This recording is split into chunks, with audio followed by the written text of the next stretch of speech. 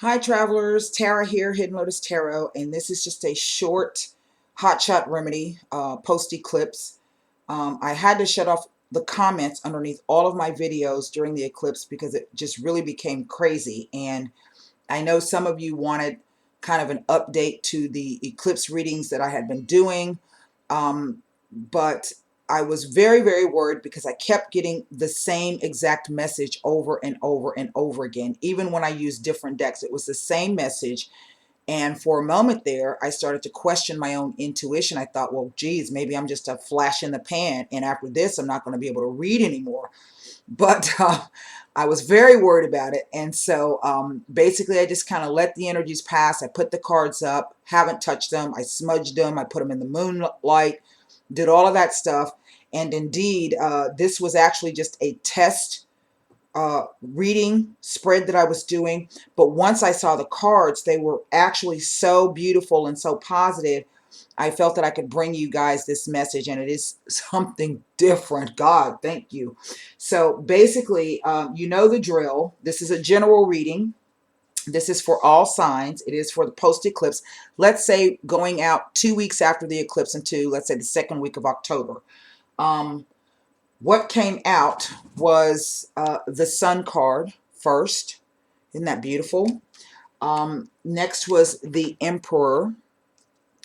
Then we have the Death card. Can you see that? Okay.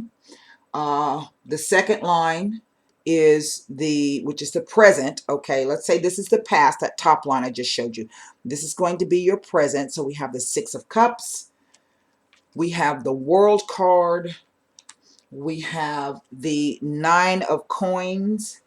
And then going into the 2 weeks into October, we have the Four of Wands. We have the Nine of Cups. We have also the Four of Coins. And then to kind of round it out, I pulled 3 more cards, which I'll be talking to you about in just a second. Basically, the message is this. Coming out of the eclipse, let's say that right now the universe is supporting us, that everybody kind of made it through. It was a tense time. It was a crazy time. Full moons themselves, heightened emotions. But then with the eclipse, there's, lots of stuff going on mentally, spiritually, physically, emotionally. So we have come through this eclipse rather successfully. And I am reading this Emperor card as indeed the relating to the Aries eclipse that we just had. We know that eclipses hide things, but we also know that eclipses bring endings and bring new beginnings. And that is what the Death card speaks to. That whatever changes that we were considering or wanted to work, and whether or not you want to change whatever your situation is or yourself, that indeed change is coming and has already started. Some of you may be feeling this in different areas of your life. It could be a financial change, it could be a physical change, it could be an emotional change, mental change, spiritual change. I think many of you have been doing the work, and perhaps you're starting to feel like your old self again. This does relate to the past. Some of you maybe have been reviewing your finances. Anything that relates back to the past, nostalgia, perhaps old memories have been coming up, people from your past have been coming up, and these are the things that we've been working on. So I think we've been challenged to deal with a lot of past trauma, baggage, issues coming up, and that right now with the cycle, we have the World card in the center, and this does indeed speak to integration. So perhaps whatever lessons that we have been tasked to learn during this cycle coming into this eclipse, perhaps we've gotten some of those. Some of us may have gotten the complete lesson. Some of us are still trying to integrate. This is about healing emotions. This is also about everything really being exactly as it's supposed to be. And again, as I say, we've got the time of Scorpio coming up, which will be taking us into October here. I think October 23rd, we move into the time of Scorpio. And so that, you know, this is going to prove, I think, a very, I don't want to say positive too much to have you in case something bad happens, but that's life. But I think it's going to be a very forward moving, very where we can make a lot of positive changes in our life. And I say that because we have this 9 of coins, and the 9 of coins is basically speaks to a person who is very self-determined. They are very self-disciplined, and they are able to achieve their goals through hard work, the taming of emotions, the taming of crazy desires, and staying focused and achieving your goals. For some of, well, let me get to the present line. Whatever changes are coming in, I think you already had some idea of where you wanted to make changes. So this was built upon a stable foundation. For some of you, your wishes will be coming true, no matter what those wishes are. But of course, they're not going to come true without any hard work and a little bit of dedication and staying focused, okay?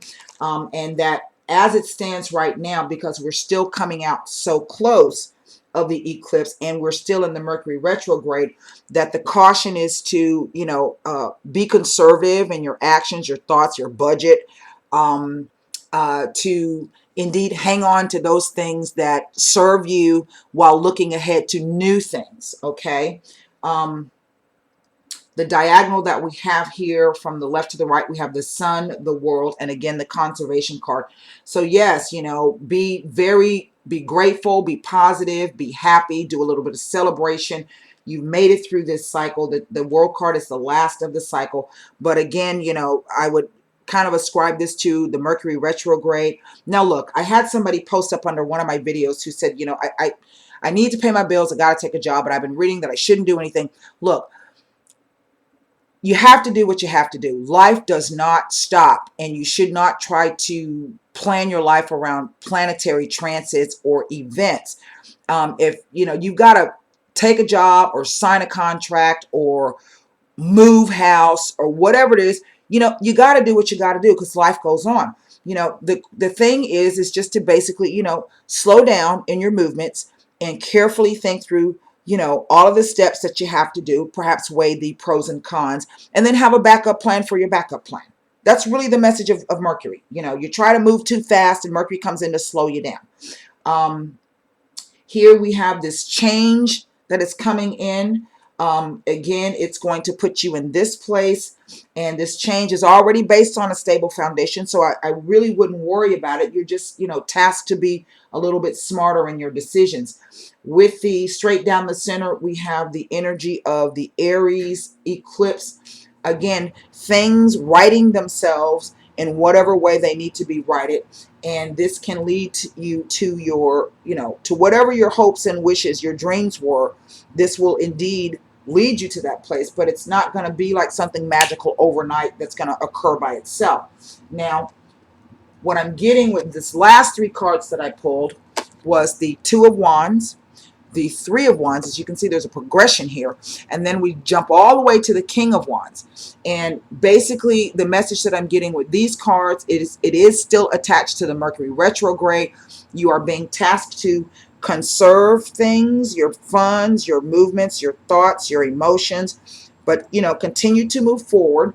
You know, plan, you know, plan carefully, weigh out the pros and cons, look towards the long-term goals that you have. Yes, you know, and eventually you're going to be able to move forward full speed ahead like this King of Wands, full of fire and passion, you know, but just kind of go slow right now. And then underneath the deck, what I have is the Four of Cups. So for some of you, I think, again, this is a message of related to this Four of coins. Some of you have been made an offer of some sort, and right now you're still not exactly sure if you should take it. You know, if you have to take it, then take it. But again, as I say, you know, plan, you know, backup plans for your backup plans, your long-term goals, and how you're going to get there. If A doesn't come forward, then I can take path B. If B doesn't, I'm a Virgo. I have backup plans for my backup plans for my backup plans, and I will sit and think something out until I'm blue in the face, you know. But it has always served me well. And sometimes, even when my logic is flawed, it's still logical and it works. I don't know how that works, but you know what they say: God blesses, protects babies and fools.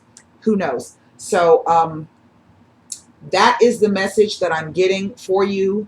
I hope this helps you. Again, this is a one word of caution. In a couple of days, we're going to have a Uranus transit. I have Uranus in my 8th house, and Uranus is always, for me, has been about sudden financial ups and downs. Wherever you have Uranus in your chart, you might have some unexpected event happen. This is not typically, I'm not reading this as a tower event, but just something unexpected, perhaps it did not go the way you thought it was going to go, or the way you assumed it was going to go. So again, that is why I'm telling you to plan and to have backup plans for your backup plans. And it's a short cycle. I think it lasts a day. So just kind of be on the lookout for that. Other than that, though, I think this is a beautiful reading. I think we all needed it after the eclipse madness.